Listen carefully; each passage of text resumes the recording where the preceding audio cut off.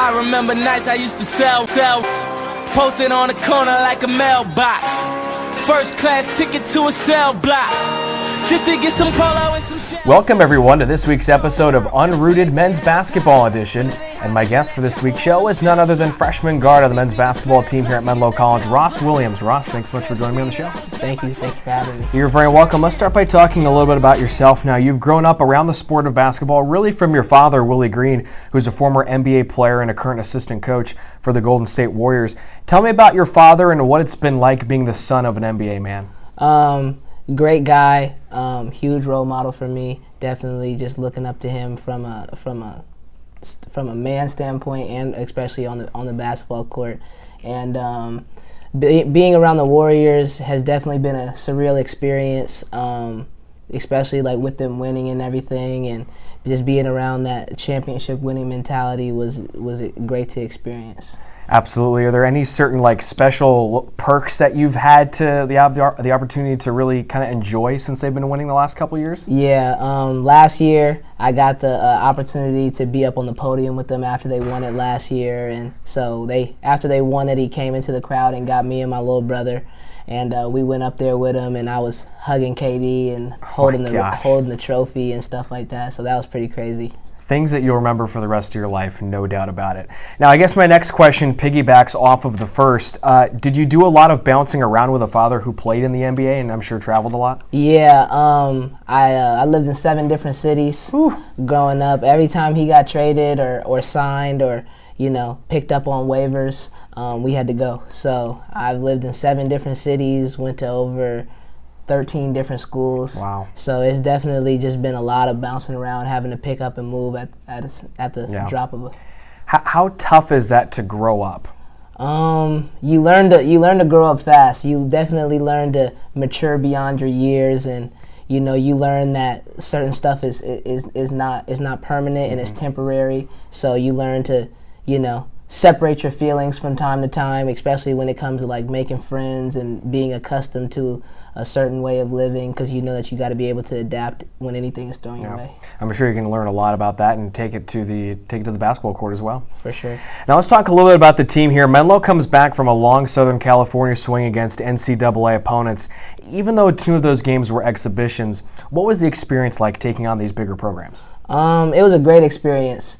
This road trip really allowed us to grow up, even though we didn't get the results that we wanted to in terms of the box score. Even though they were 2 exhibitions, we fought hard, and we really learned what it was like to have each other's backs and to be able to remain calm and together in these hostile environments. Now, a lot of different players have been utilized so far this season in shooting the 3-point shot, but the percentage is a little bit low to start 2018. What seems to be holding back the 3-point shooting this year?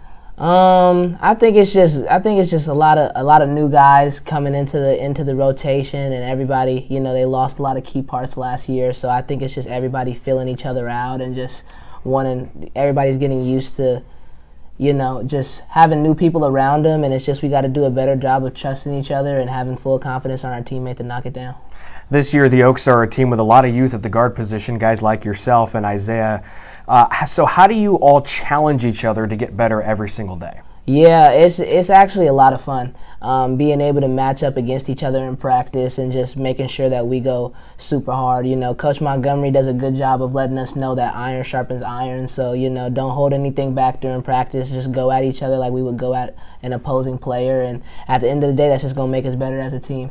Now, after the game on Tuesday night against Cal Maritime, there's a lot of downtime before you guys take on Southern Oregon University and when you get into conference play the week after that. Will that rest be advantageous for you guys? I really think it will.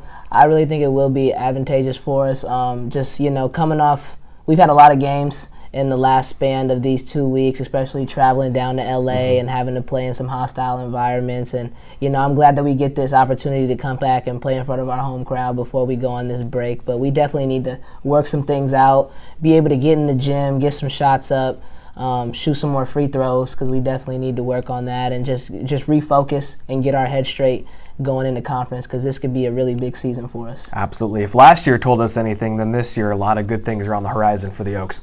All right, Ross, let's get into the final segment of the show. It's called Brownie Bites. I'm going to ask you 3 off-the-wall questions. Give me your best answers. Yeah. Question number 1, Which teammate would handle NBA stardom the best? Man, I would have to go with Charles Neal. Chuck, he is just one of the most calm guys ever. He never wants the spotlight, but he's a great player, and he just loves the shadows. He loves to just fly under the radar, and I feel like he'd do great with NBA stardom. Doesn't he have a little Klay Thompson in him? Yeah, he does. Chuck can fill it up really fast. Great shooter, great scorer in general. And I love watching him play. I love having him as a teammate. And that cool as a cucumber personality. Yeah. He just fits that mold so well. Question number 2. Which teammate would create the worst NBA roster on 2K? Man, I would have to go with Hank. Really? Henry Cornelius would probably create the worst roster in 2K. Even though that's my guy. But Is he just going to compose a roster full of big men, or what's he going to do? Yeah, I just don't think he would put together the best team. I think he'd just be overloaded probably at the 4 and the 5 position and not have too many guys to bring the ball up. Yeah. And it's just, I don't think it would work out. That doesn't surprise me at all coming from Hank. Then question number 3.